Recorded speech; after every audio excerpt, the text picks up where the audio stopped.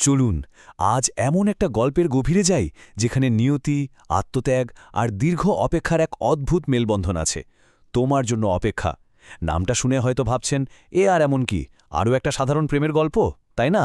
কিন্তু না, এটা আসলে টিকে থাকার গল্প, লড়াই করার গল্প, আর সবচেয়ে বড় কথা, ভালোবাসার জন্য নিজের সবটুকু উজাড় করে দিয়ে ধৈর্য ধরার গল্প। আজ আমরা এই আবেগময় যাত্রার প্রতিটা বাঁক খুব কাছ থেকে দেখব কিভাবে সম্পূর্ণ আলাদা দুটো পৃথিবীর মানুষ এক অদৃশ্য সুতোয় বাধা পড়ে, আর জীবনের চরম প্রতিকূলতায় সেই বাঁধন কিভাবে আরও শক্ত হয়। শুরু করা যাক। স্ক্রিনের এই কথাটার দিকে একটু খেয়াল করুন।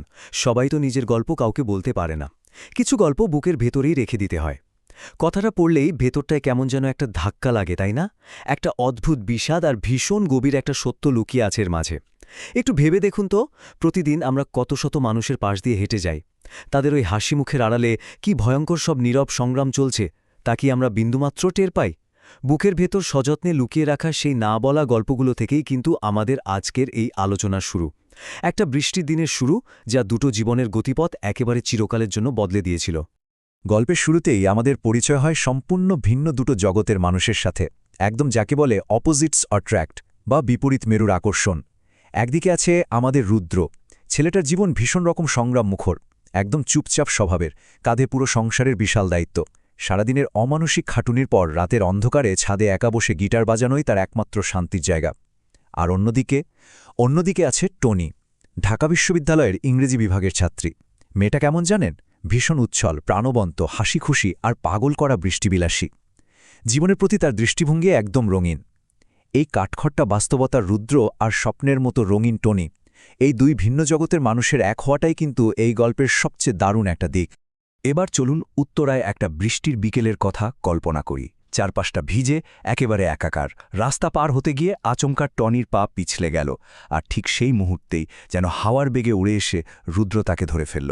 সেই পড়ে যাওয়ার আকস্মিকতা আর রুদ্রের শক্ত হাতের আশ্রয়ের সাথে আমরা শুনতে পাই রুদ্রের সেই সাবধান বাণী, ঢাকা শহরের রাস্তা কিন্তু কাউকে মাফ করে না। এই ছোট্ট কিন্তু দারুণ নাটকীয় ঘটনাটা শুধু যে তাদের পরিচয়ের শুরু ছিল তা কিন্তু নয়, বরং পুরো গল্পে তাদের সম্পর্কের আসল সুরটা ঠিক করে দিয়েছিল।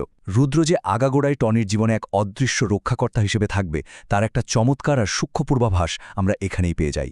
এরপর এই সদ্য গড়ে ওঠা সম্পর্কটা কিভাবে ঢাকা শহরের অলিগলিতে ডানা মেলল, সেটা দেখাটা আসলেও একটা দারুণ অভিজ্ঞতা। ঢাকা শহরের সেই চিরচেনা জ্যাম আর ব্যস্ততার মাঝেও তারা যেন নিজেদের জন্য একদম আলাদা আর শান্ত একটা পৃথিবী তৈরি করে নিয়েছিল। রাতের ফাঁকা রাস্তায় রিকশায় উদ্দেশ্যহীনভাবে ঘুরে বেড়ানো, হাতির ঝিলের খোলা হাওয়া থেকে শুরু করে ধানমন্ডি লেকের পাড়ে বসে থাকা, একসাথে ফুচকা আর আইসক্রিম খাওয়া, কি অদ্ভুত সুন্দর, তাই না? টনির সেই বাঁধ ভাঙা হাসি আর রুদ্রের নীরব মুগ্ধ দৃষ্টি, এই ছোট ছোট খুব সাধারণ মুহূর্তগুলোই কিন্তু তাদের সম্পর্কের একটা অসাধারণ মজবুত ভিত্তি তৈরি করেছিল। নীরবে তৈরি হওয়া এই ভালোবাসাই মূলত তাদের সম্পর্কের আসল জোর। কিন্তু জানেন তো, প্রতিটি সম্পর্কেই এমন একটা সময় আসে, একটা বাঁক আসে, যেখানে অব্যক্ত অনুভূতিগুলো আর বুকের ভেতর কিছুতেই আটকে থাকতে চায় না।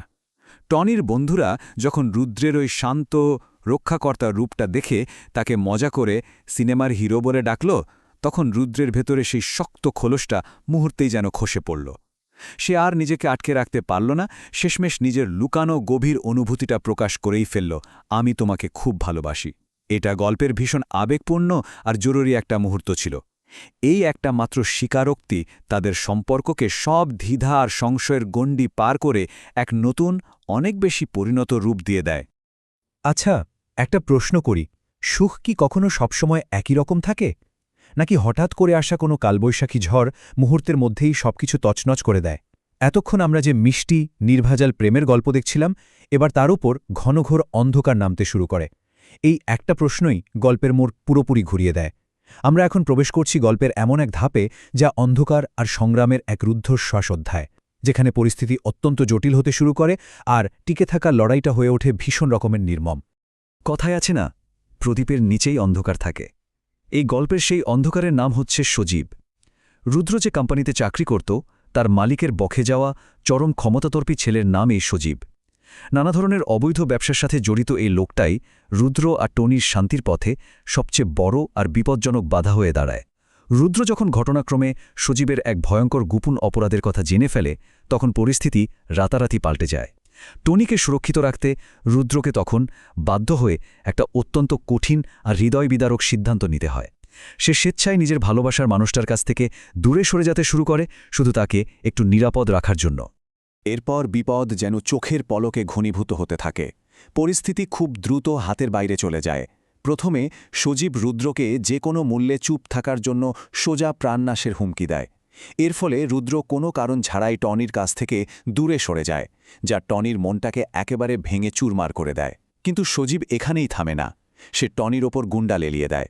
রুদ্র তখন নিজের জীবন বাজি রেখে রীতিমতো একা লড়াই করে টনিকে বাঁচায়। আর এই ঘটনার চরম প্রতিশোধ নিতে সজীব এক জঘন্য কাজ করে বসে, সে সোজা রুদ্রের মাকে অপহরণ করে নেয়। ঘটনার এই দ্রুতগতি আমাদের পরিষ্কার বুঝিয়ে দেয় যে রুদ্র নিজের ভালোবাসার মানুষদের বাঁচাতে ঠিক কতটা চরম ত্যাগ স্বীকার করতে প্রস্তুত ছিল।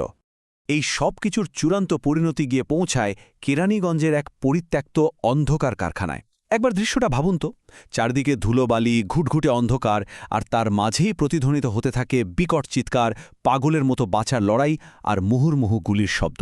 এটা ছিল প্রথম সংঘাতের একদম চূড়ান্ত মুহূর্ত। রুদ্র অসীম সাহসিকতায় তার মাকে ঠিকই উদ্ধার করে এবং সজীবকে পুলিশের হাতে তুলে দিয়ে এই অন্যায়ের অবসান ঘটায়। কিন্তু এই ভয়ঙ্কর লড়াইয়ের জন্য তাকে ভীষণ চড়া একটা মূল্য দিতে হয়।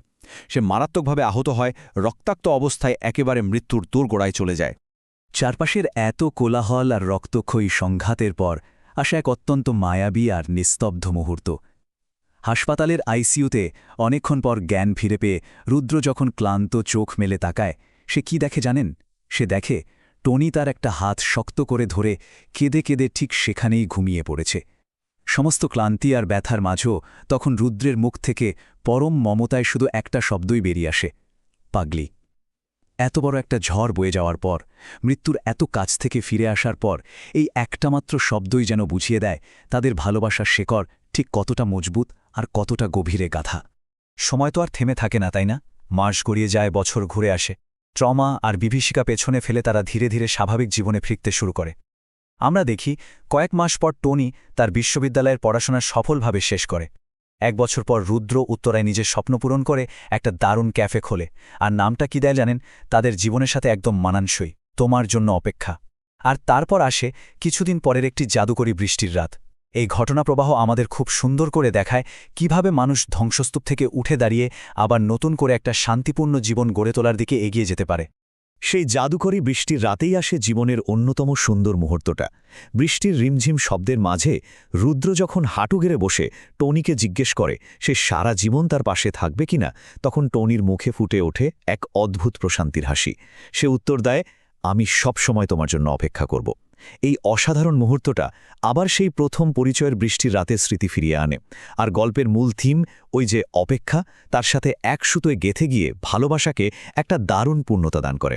বিয়ের পর সুখের সংসার যখন তার আপন গতিতে বেশ শান্তিতেই চলছিল, ঠিক 2 বছর পর এক অশনি সংকেতে সে সবকিছু যেন স্তব্ধ করে দেয়।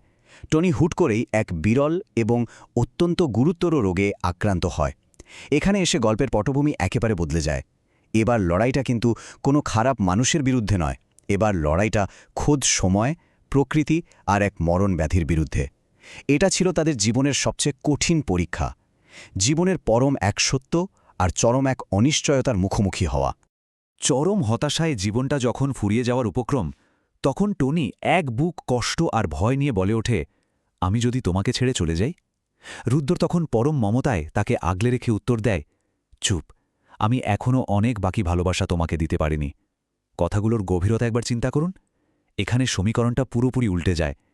একসময় যে রুদ্র বাইরের পৃথিবীর হাত থেকে টনিকে বাঁচিয়েছিল, এখন সেই রুদ্রই এক অটল ভক্তি নিয়ে লড়াই করছে একটা প্রাণঘাতী রোগের বিরুদ্ধে। তার অবিরাম সেবা, প্রার্থনা আর ভালোবাসাই হয়ে ওঠে তাদের টিকে থাকার একমাত্র অবলম্বন।